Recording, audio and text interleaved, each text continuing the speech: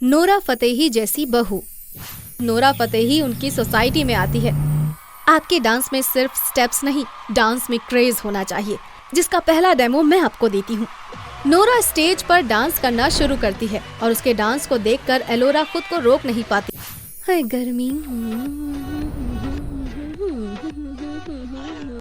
अरे कलावंती, इतनी तेज एसी में तुझे गर्मी क्यों लग रही है?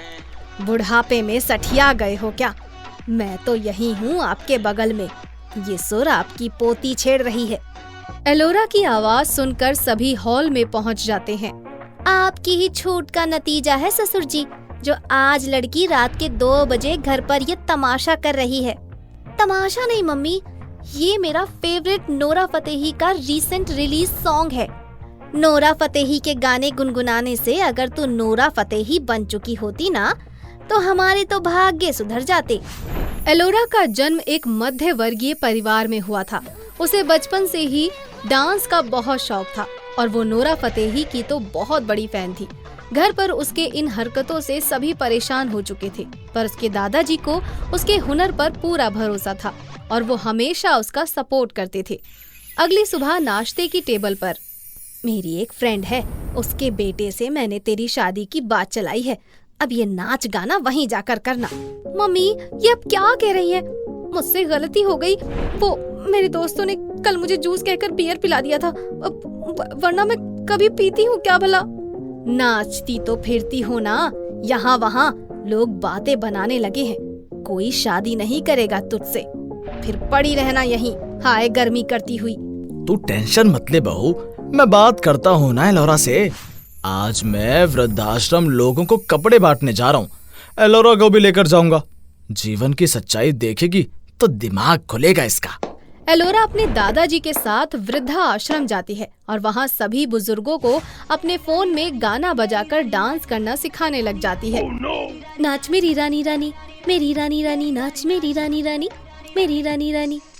ये सब कलावती की पड़ोसन कमला देख लेती है और उसके घर आकर कहती है, मैं तो आपकी बहू के समान हूँ चाची जी, इसीलिए कहती हूँ जिस तरह से आपकी पोती यहाँ वहाँ नाचती फिरती है, मुझे तो नहीं लगता कि कोई अच्छे घर का लड़का उसे ब्याह कर ले जाएगा।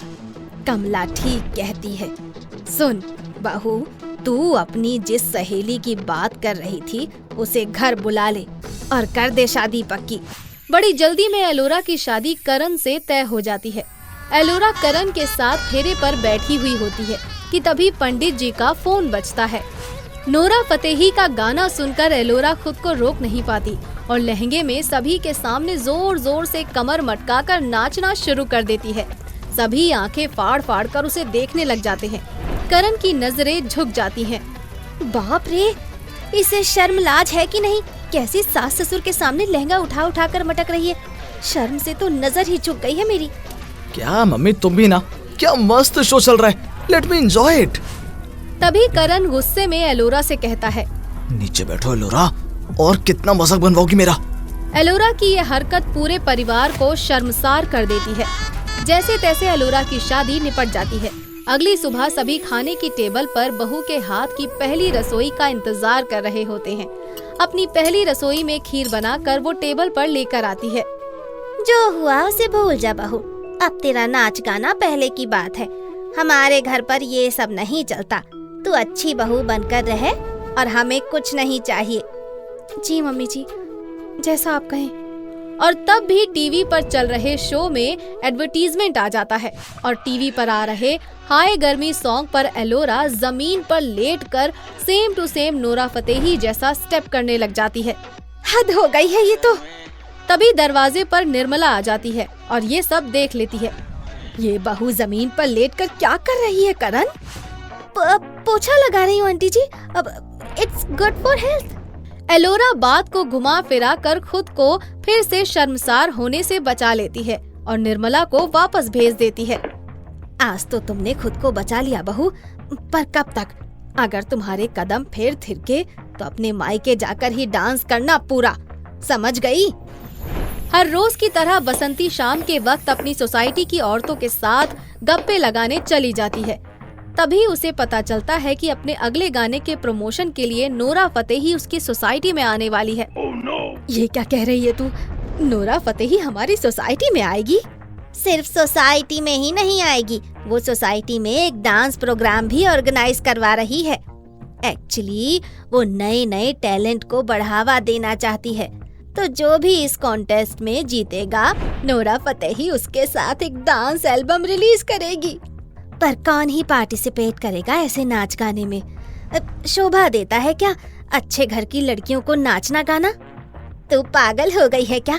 बसंती, नोरा फतेही के साथ काम करना कोई छोटी मोटी बात नहीं है।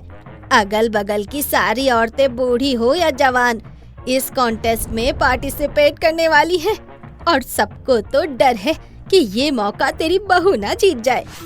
इतने बड़े मौके को बसंती अपने हाथों से जाने नहीं देना चाहती थी, इसीलिए वो सीधा अपनी बहू के पास जाती है और उसे कंपटीशन के लिए डांस प्रैक्टिस करने को कहती है।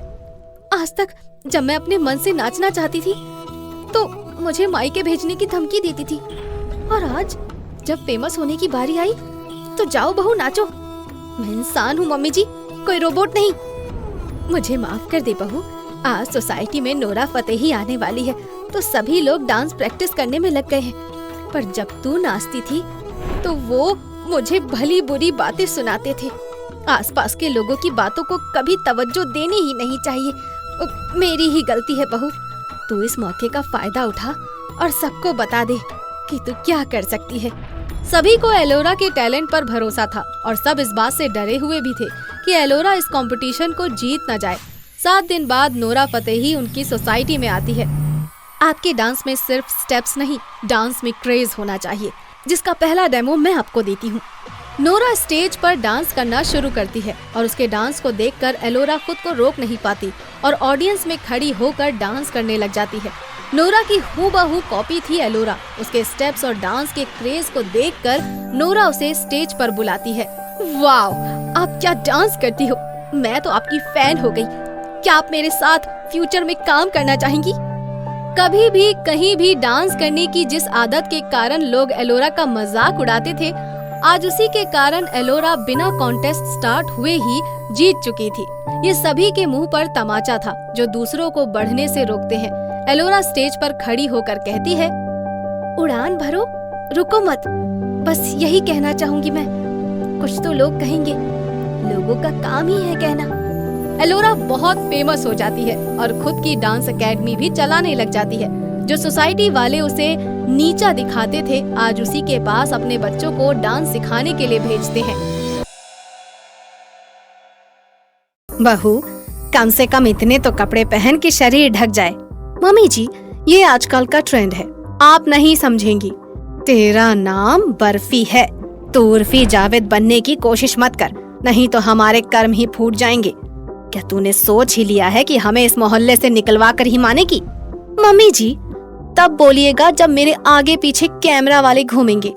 लोग मेरी फोटो लेने के लिए लाइन लगाएंगे। हाँ। बर्फी शॉर्ट ड्रेस पहने हुए मटकते हुए अपने कमरे में चली जाती है। कल के लिए कुछ न्यू ड्रेस बनवा लेती हूँ, हर जगह मैं नजर आऊंगी। चलो चलती हूँ मास्टर जी के पास। बर्फी शहर के सबसे बड़े मास्टर के पास जाती है और कहती है, ओह मास्टर जी, मुझे अर्जेंट में एक ड्रेस बनवानी है।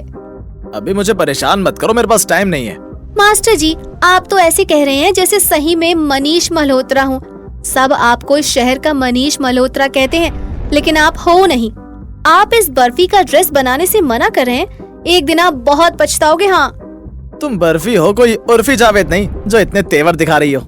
बर्फी मास्टर को मुंह चिढ़ाकर चली जाती है। रास्ते में सभी बर्फी को देखकर आपस में बातें करने लगते हैं और बर्फी सोचती है, सब मुझे ही घूर रहे हैं। मेरी अदाओं और कपड़ों से सब मुझे उर्फी जावेद समझ रहे हैं।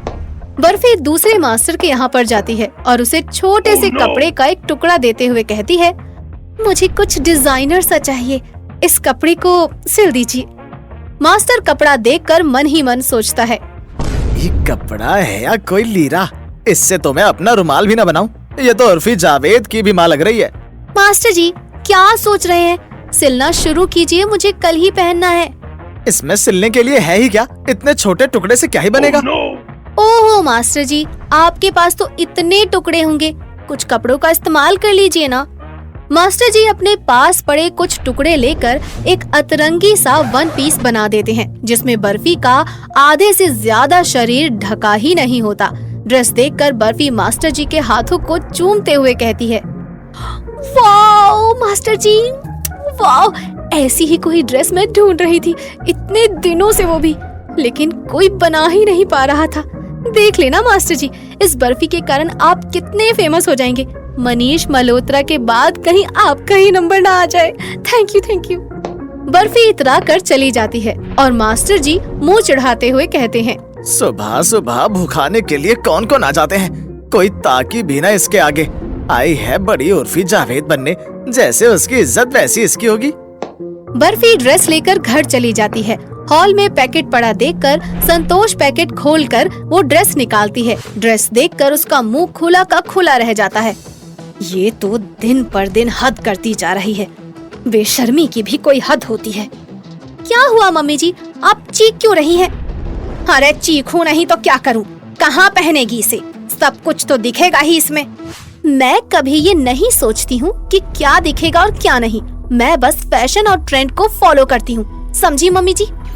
अगले दिन बर्फी अपने पति साहिल के साथ न्यू ड्रेस पहनकर घूमने के लिए निकल जाती है। बर्फी को इतने ओपन ड्रेस में देखकर सब अपने घर और दुकान से निकलकर बर्फी को देखने के लिए खड़े हो जाते हैं। क्या हॉट दिख रही है, आ गए तो किसी भी पानी से न बुझे। कैसी औरत है ये भी क्यों पहनी हो, इसे भी उतार दो। लोग बर्फी और उसकी ड्रेस पर अलग अलग टिप्पणियां करने लगते हैं। तभी कुछ मीडिया वाले वहां पर आ जाते हैं और बर्फी की फोटो लेने लगते हैं। फोटो क्लिक करवा के बर्फी खुशी से पागल हो जाती है। फिर मीडिया वाले उसका इंटरव्यू लेने लगते हैं। मैडम, आप किसी सेलिब्रिटी से कम नहीं दिख रही हैं, आपको देखकर तो उर्फी जावेद भी एक बार कम पड़ जाए। ये सब आप लोगों का प्यार है बस। तभी लोगों की भीड़ में से एक आदमी आता है और कहता है, जो पहना है वो भी उतार दो, कैसे कैसे कपड़े पहनकर आ जाती हैं। तीखे कमेंट सुनकर बर्फी आग बबूला हो जाती है और कहती है, मेरी बॉडी है, मैं जो पहनूं जैसे पहनूं, किसी को मेरे ऊपर कमेंट करने का कोई राइट नहीं है। मुझसे जलने वाले बहुत हैं। मैं बर्फी हूँ, अगली बार कुछ कहने से पहले सोच लेना, समझे? मैडम शांत हो जाओ, कुछ दिनों में आप एक सेलिब्रिटी बन जाएंगी, आपको तो इन सब की आदत डाल लेनी चाहिए। कुछ लोगों को मुंह तोड़ जवाब देना ही पड़ता है। साहिल ये सब देखकर इरिटेट हो जाता है और बर्फी को घर लेकर आता है। इन फटे चिटे कपड़ों में मेरे साथ नहीं जाओगी तुम। ओहो darling, you don't know it's a fashion. Shut up, ये उर्फी जावेद की तरह बिहेव करना बंद कर दो, हिंदी में बोल सकती हो तुम। दिन बीतने लगते हैं और बर्फी पर उर्फी जावेद का भूत चढ़ता ही जाता है। संतोष और साहिल बर्फी की हरकतों से परेशान हो जाते हैं। एक रोज बर्फी इतराते हुए फटी हुई जीन्स का टॉप बनाकर मार्केट में निकल जाती है और एक दुकान पर जाकर कहती है, भैया मुझे चेंज मिलेगा क्या? ओ भिखारन, चल निकल यहाँ से, मैं ही मिलाऊं क्या तुझे, मेरी दुकानदारी खराब करेगी। ओहो भैया, मैं कोई भिखारी नहीं हूँ। बर्फी को जो रास्ते में देखता है उसका मजाक उड़ाने लगता है। तभी एक भिखारन बर्फी को देखकर कहती है, ये तो मुझसे भी बड़ी भिखारन है, इसके पास तो पहनने तक को कुछ नहीं है। ए हट, मेरी जगह पर मत बैठ जाना। चल निकल यहाँ से। हाँ, कैसे लोग हैं, फैशन तक नहीं जानते। एक दिन जब मुझे टीवी पर देखोगे ना, तब पछताओगे सब।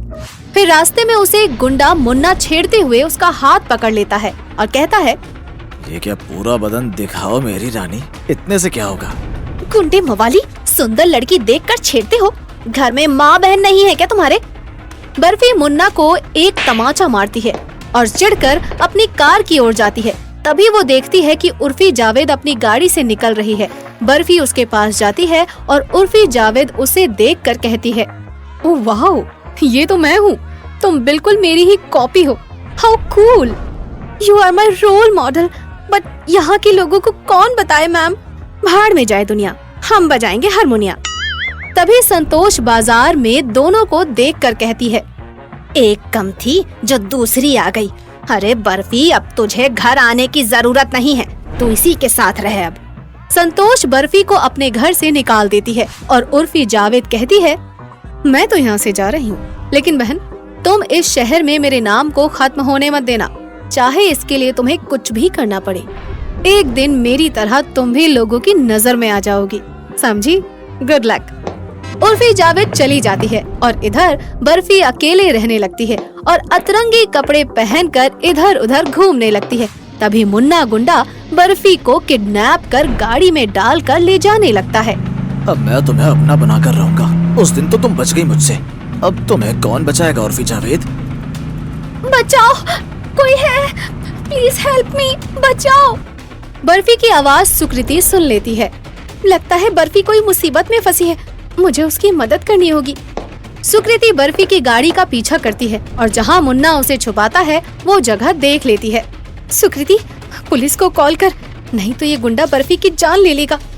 सुकृति फोन कर पुलिस को बुला लेती है और पुलिस मुन्ना को अपनी हिरासत में ले लेता है और बर्फी बच जाती है।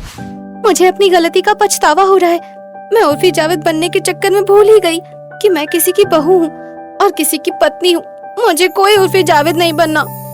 तुझे समझ आ गया ना? यही बहुत है। बर्फी अपने ससुराल चली जाती है और संतोष और साहिल से माफी मांगते हुए कहती है, मैं बस इस घर की बहू बनना चाहती हूँ मम्मी जी, मुझे माफ कर दीजिए। साहिल और संतोष बर्फी को माफ करके उसे वापस अपना लेते हैं।